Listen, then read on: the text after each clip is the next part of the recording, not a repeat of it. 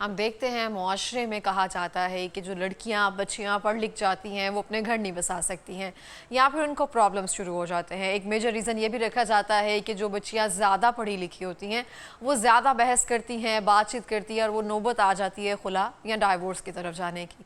और हालांकि ये चीज़ ऐसी नहीं है। अब आकर अगर हमने बात करना शुरू कर दी है, बहुत सारी चीज़ें कहा जाता है शुरू से होती थी, हालात वाक़यात शुरू से रोनुमा होते थे, जो भी फैमिली मैटर्स हैं वो शुरू से रखे जाते थे, रहते भी थे, लेकिन ख़वातीन उसके बारे में खुलकर बात नहीं करती थी क्योंकि वालिदैन के घर से एक ही बात सिखाई जाती थी कि जहाँ पे भी जा रहे हैं वहाँ से शायद जब आप मर जाएं तभी वापस आना है।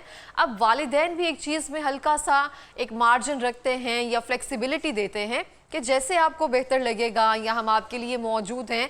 और बच्चियों को भी ये लगता है कि अगर हम इंडिपेंडेंट हैं, फाइनेंशियली इंडिपेंडेंट हैं, तो हमें ज़रूरत नहीं है सारी उम्र उस टॉक्सिसिटी में रहने की, उस माहौल या एनवायरनमेंट को बर्दाश्त करने की जहाँ पे सिर्फ जाकर घुट कर रहा जाए या फिर हमारी अपनी कोई लाइफ ना हो।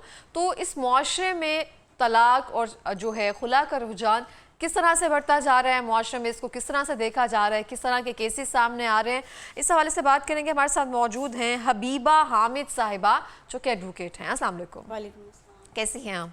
बहुत अच्छी लग रही हैं आप। Thank you. अच्छा हबीबा, मुझे आप बताएंगी, आपका डेली बेसिस पर इन सब केसेस से वास्ता पड़ता है, क्या केसेस जो हैं आपके ज़्यादातर सामने आते हैं? ख़वातीन किस वजह से इस हद तक आ जाती है? क्योंकि कोई भी खातून मेरा नहीं ख्याल चाहेगी कि वो अपनी घर जो है वो ख़राब करे, तलाक या खुला की तरफ जाए। सबको होता है कि किसी ना किसी तरह से अच्छी ज़िंदगी गुजारी जाए। तो क्या रीज़न्स आपके पास आते हैं जिनकी शिकायत ख़वातीन को मोस्टली रहती है? देखिए, पाकिस्तान में तो शादी को एक बहुत मजबूत बॉन्ड समझा जाता है, लेकिन अब चूँकि मैं रोज़मर्रा के केसेस देखती रहती हूँ खुला के, तलाक के, तो बहुत रीज़न्स इसमें हमें नज़र आती हैं। मेन रीज़न जो मैं देखती हूँ वो ये होता है कि फ़ाइनेंशियल इंस्टेबिलिटी होती है। फ़ाइनेंशियल इश्यूज़ का सामना करना पड़ता है औरतों को बहुत ज़्यादा। मर्द जो हैं वो खर्चा नहीं दे रहे होते।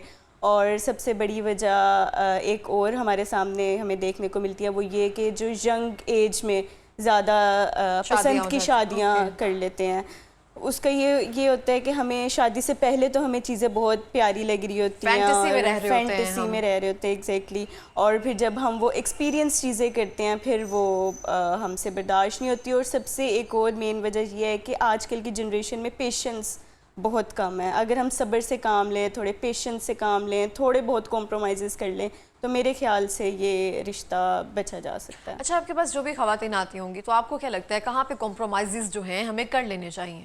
अब नई शादी हुई है, नई शादी के बाद मर्द ने थोड़ा हल्का सा थप्पड़ मार दिया या थोड़ी हल्की सी डांट डपट दिया, तो मुझे लगता है कि ये हमें बातचीत से या बड़ों की मुशावरत से, बड़ों को एतमाद में लेकर मामला सुलझाया जाए, ना कि ये कि हल्का सा थप्पड़ कौन सा होता है पहले आप मुझे बताएं। थप्पड़ तो थप्पड़ होता है ना। कोई प्यार में तो थप्पड़ मारेगा तो गुस्सा क्यों करेंगे? एग्जैक्टली, हमें एक्शन लेना चाहिए। ये नहीं मैं कह रही कि नहीं लेना चाहिए, ऑब्वियसली ये वुमेन राइट्स हैं कि हमारे राइट्स की वोलेशन नहीं होनी चाहिए, लेकिन ये नहीं कि फ़ौरन ही नई शादी हुई है और फ़ौरन इस तरह की चीज़ें हुई हैं तो हम फ़ौरन ही मामला तलाक पे एक बार माफ़ कर दिया जाए। एग्जैक्टली, माफ़ कर दिया जाए। फ़ौरन से मामला तलाक पे नहीं लेके आना चाहिए। बड़ों को इन्वॉल्व करें, अपने पेरेंट्स को इन्वॉल्व करें, बातचीत करें, तो मेरे ख्याल से इस तरह हमारी तलाक और डाइवोर्स खुला की रेशो कम हो सकती है। अच्छा, तो फिर जब आपके पास कुछ भी मतलब दोनों की काउंसलिंग होती होगी, मियाँ की भी बीवी की भी, तो उनसे क्यों नहीं ये चीज़ें कही जाती हैं कि आप अपने हाथ पे कंट्रोल रख लें?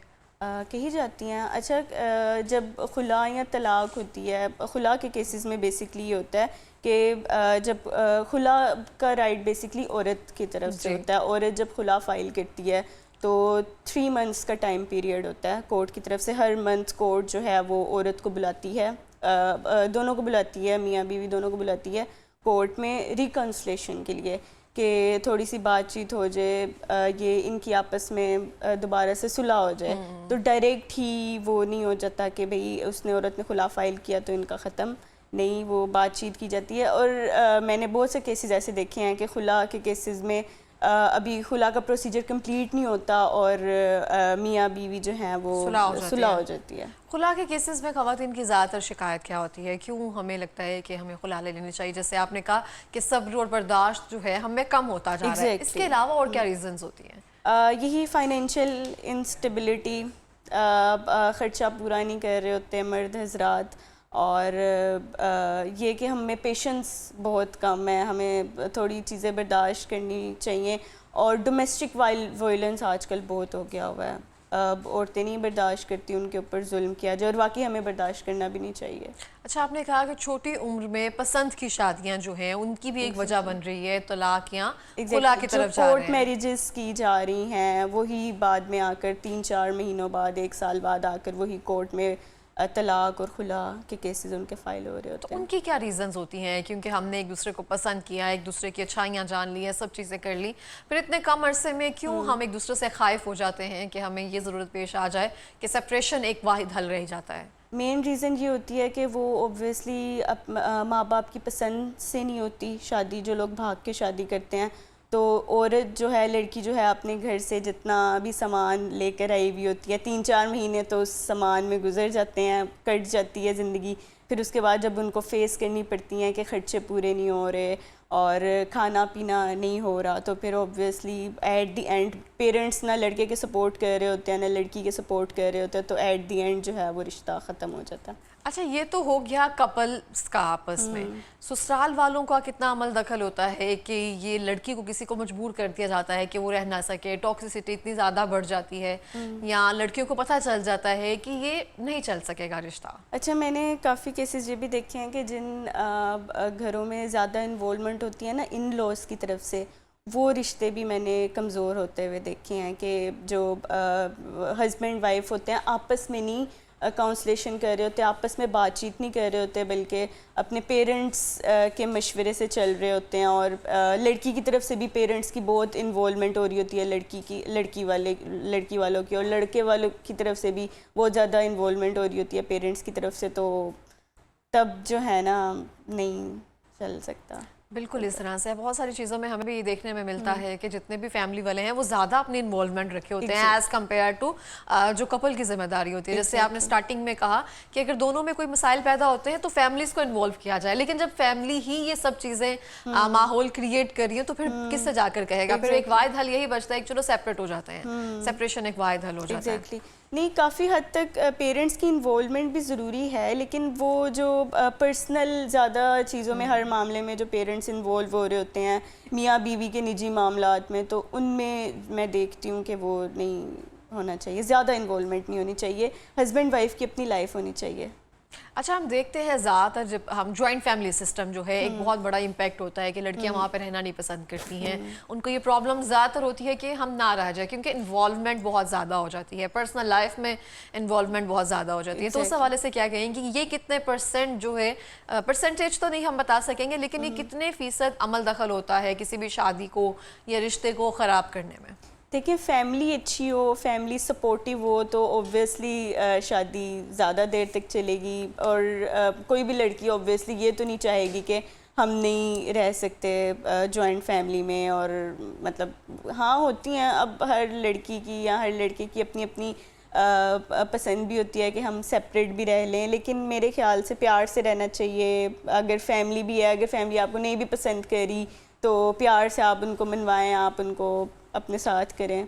लेकिन हबीबा, हमने सुना था कि अगर आप किसी गलत स्टेशन पे बैठ जाएं तो ज़्यादा दूर जाने से पहले अगर हम उतर जाएं किसी भी ट्रेन से तो सफ़र इतना मुश्किल नहीं लगता, क्योंकि जब किसी लड़की को या फिर किसी मर्द को पता चल जाए कि हम इसके साथ ज़्यादा अरसे तक नहीं चल सकेंगे तो वो सेपरेशन करना या लेना तो ज़्यादा आसान है। इससे पहले कि आप बच्चे हो जाएं, उनको भी इन्वॉल्वमेंट मिल जाए, बच्चों पर क्या असर होता है, तो आपको लगता है कि स्टार्टिंग में ही चीज़ें ठीक है, अगर नहीं सॉल्व हो पा रही या नहीं समझ आ रही तो सेपरेट हो जाना चाहिए? हाँ, लेकिन पहले मेरे ख्याल से पहले सुलह करने की कोशिश करनी चाहिए, बातचीत करनी चाहिए।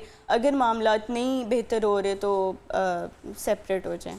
अच्छा, आप देखती होंगी, आप फील्ड में जाती होंगी, जब ऐसे कुछ केसेस आ रहे होते हैं तो बच्चे भी साथ आ रहे होते हैं, बच्चों पे बहुत बुरा इम्पैक्ट पड़ता है, बच्चों पे बहुत बुरा इम्पैक्ट पड़ता है जब बच्चे हो जाते हैं। और मैं देखती हूँ कि कोर्ट्स में आ रही होती हैं माएँ अपने, ऑब्वियसली अब वो कोर्ट्स के ये रूल्स होते हैं कि अब 7 साल तक हमारा लॉ ये कहता है कि जो 7 साल तक जो लड़का है उसकी कस्टडी का हक उसकी माँ के पास होता है, और जो लड़की की कस्टडी है वो जब तक वो बालिग नहीं हो जाती तब तक उसकी माँ के पास होती है। तो जब तक कस्टडी का राइट मदर के पास होता है तब तक जो बच्चे हैं वो कोर्ट्स में विज़िट करते हैं। अब उनके जो पेरेंट्स हैं वो कोर्ट्स में आते हैं, बच्चों विज़िट करते हैं अपने बच्चों को देखने के लिए। तो मेरे ख्याल से इतनी माइनर एज में बच्चे कोर्ट्स आते हैं तो बच्चों की मेंटल हेल्थ पे ये बहुत फ़र्क पड़ता है। और इन केस अगर बाप जो है वो मेंटेनेंस नहीं प्रोवाइड कर रहा, बच्चों को ख़र्चा नहीं भिजवा रहा आफ्टर खुला, तो इसका भी बच्चों पे बहुत बुरा इम्पेक्ट पड़ता है जब वो देखते हैं उनकी माएँ मेहनत कर रही हैं, बाहर जा रही हैं ना चाहते हुए भी।